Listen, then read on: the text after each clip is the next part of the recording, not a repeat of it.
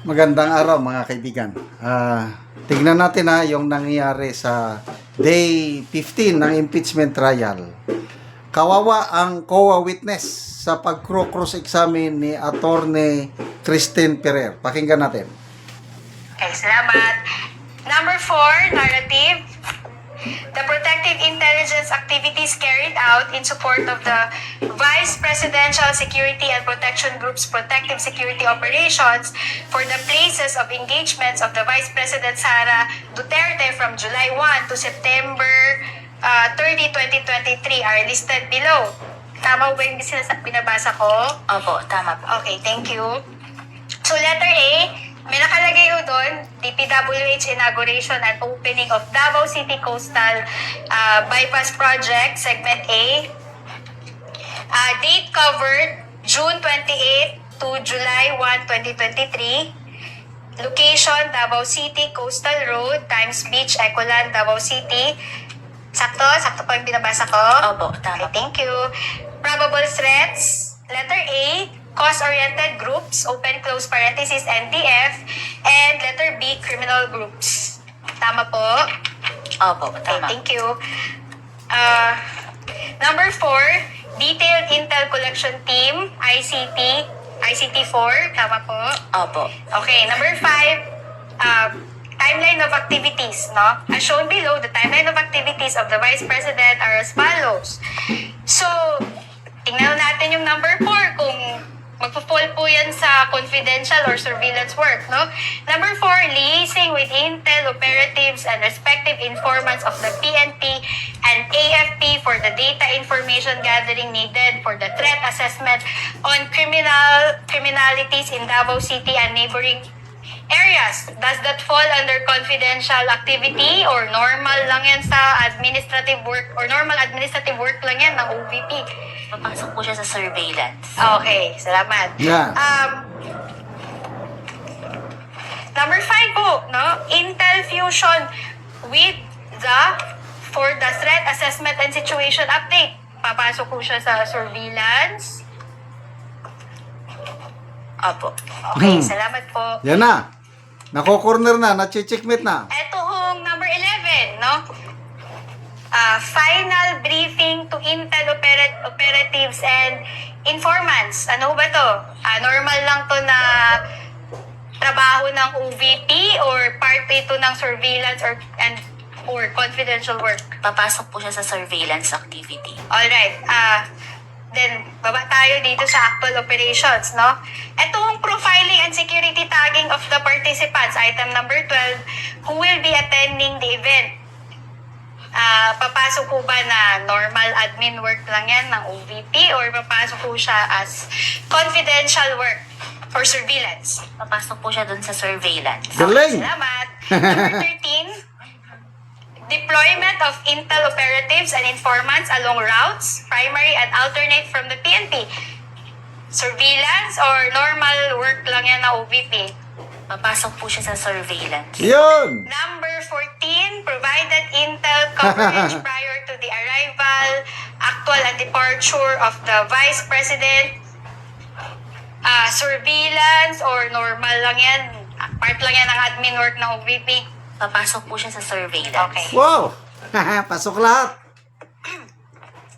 So, post-operation.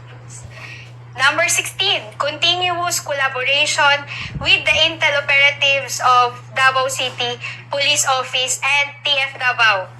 Pasok po siya sa admin work or surveillance or confidential work. Sa surveillance po. Okay. So, nakikita mo dito lahat, Miss Celine, no? Pati na yung doon sa report, nakita mo naman na isa-isa yon, lahat may mga dates at lugar. Tama po? Opo, nakalagay pa yung narratives from okay. each timeline. So, for the first and second and third quarters of 2023, no? Do you confirm that? Nakalagay naman yan lahat. May dates, may activity, at may lugar. Tama ho? Opo, based po sa PIOR reports na submitted. Okay. May mga details po na Salamat. So, lahat ng mga submissions ng OVP for the first to third quarter, kasama itong Protective Intelligence Operations Report. Meaning, sa first quarter, yung pinakita ko nga, may sinabit kanina, di ba? Kasama po dun sa response nila sa AUM. Okay, so kasama din doon sa response nila yung second quarter na Protective Intelligence Report. Kasama din po dun sa Okay. attachment. As well as the third quarter, which is itong binasa nyo. Opo, kasama din po yan. Okay. But, despite of all of this, no, sinabi mo, hindi, disallowed pa rin yan kasi walang evidence of success eh. No? Walang evidence of success eh, no? Wait lang. Kindly turn on the mic for the prosecutor. Your Honor, the Okay. counsel is being argumentative with the No, witness. I'm We just object. I'm asking a question. Sabi ko, What is the question again? ang question ko, despite of all of those reports, no, dinisallow nyo pa rin yung payment of rewards. Kasi sabi ninyo, no proof of success. Diba ho? Argumentative, Your Honor. Hindi, That is sinabi- the finding of this Kaya nga ho, sinasabi ko ho, attorney, kaya nga kinukonfirm ko ho. Counsel, if you please. Witness may answer. Paaya si Kapunan. Said that she indeed disallowed and or gave AUMs because there was no proof of success. I even remember her saying, wala naman daw nahuli. So, please answer, Celine. Yes po, kasama po yun sa notice of disallowance ko na na-issue noong March 31, 2026. Hindi po sufficient yung PIOR and the certification na evidence na nagpapakita ng success ng information gathering. Okay, I get that. But are you aware that one of the purposes of intelligence work is crime prevention? Your Honor, please, may we know where this is leading? Because we are not talking about intelligence funds. We're talking But about... confidential funds. So I confirm my Confidential question, Your Honor. Counsel, kindly Yes. wait for Attorney Kapunan to finish with her objection. Are you referring to... Counsel, I will rephrase my question. I will rephrase my question. counsels, please address the court, not Your each Honor, other. Your Honor, please. Your Honor, please, may I object to this line of questioning? In fact, I have not stood up because all the questions refer to intelligence funds, Your Honor. When the topic today is confidential funds, and I would like to put that on record, Your Honor, especially this last question, where she Your Honor. specifically refers to conclusions as to use of intelligence funds. The objection is noted, and counsel has already stated that she will rephrase, kindly rephrase, Attorney Christine. Alright. So, ang tanong ko kanina, no? Sabi nyo nga, no? Dinisallow nyo yung rewards kasi nga walang evidence of success ng information gathering. Tama ho? Opo. Okay. Kasi nga ho, gusto nyo ho ng proof na may nahuli. Sinabi nyo yan kahapon sa testimony nyo. Yes po, kasi naipakita po doon yung probable threat. So, ang hinihanap na proof of success is kung may na-apprehend po. Okay, apprehended. So, apprehensions, no? So, ang tanong ko sa'yo ngayon, alam niyo ho ba, no? Do you know that one of the purposes of a confidential activity or a surveillance is crime prevention? Alam niyo ba yon? Ang sa confidential... Hindi, alam niyo ba yon? Tanong ko lang ho, alam niyo ho ba na isa sa mga purposes ng surveillance or ng confidential work ay crime prevention? Alam niyo ba yon? kasama po ang crime prevention pero depende rin po Hindi, ito sa just mandate. answer my question, mandate yes or agency. no? Attorney Celine, Attorney Do you Celine. agree? Yeah. Kasama po ba yon o hindi? Yung sa crime prevention po, kasama po yun Yun!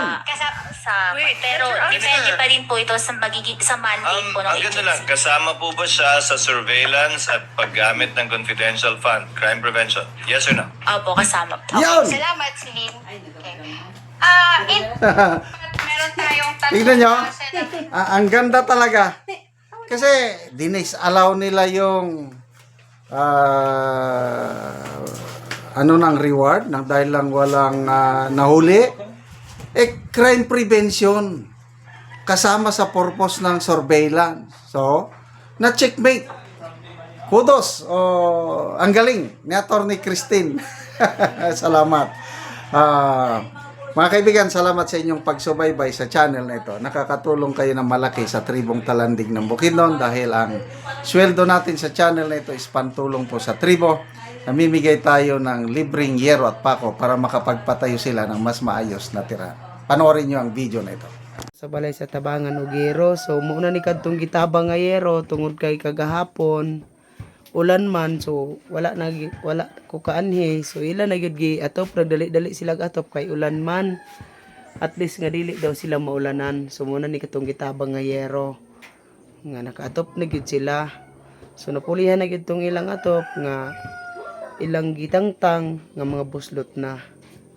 So nindot na sad kay nakaatop na sila sa gitabang. Salamat sa Ginoo nga gihatagan mi og sin nga nakaatop na gid mi, nakasilong na mi kay ang among balay wala na naman. Salamat mi sa naghatag sa sin. Kay salamat.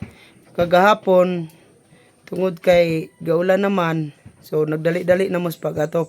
Oh, kay gabasa man mi. Oo, so excited kayo mga natagaan og Yero. Excited mi kaayo kay kuan dili na mi karon mabasa og bisag dagan na kay ulan. So, nagpasalamat mi sa Ginoo kay natagaan mi sin, nakaatop na mi, dili na mi mabasa. Nga taba nga sa matagan mi mautruan. Salamat kaayo. Salamat.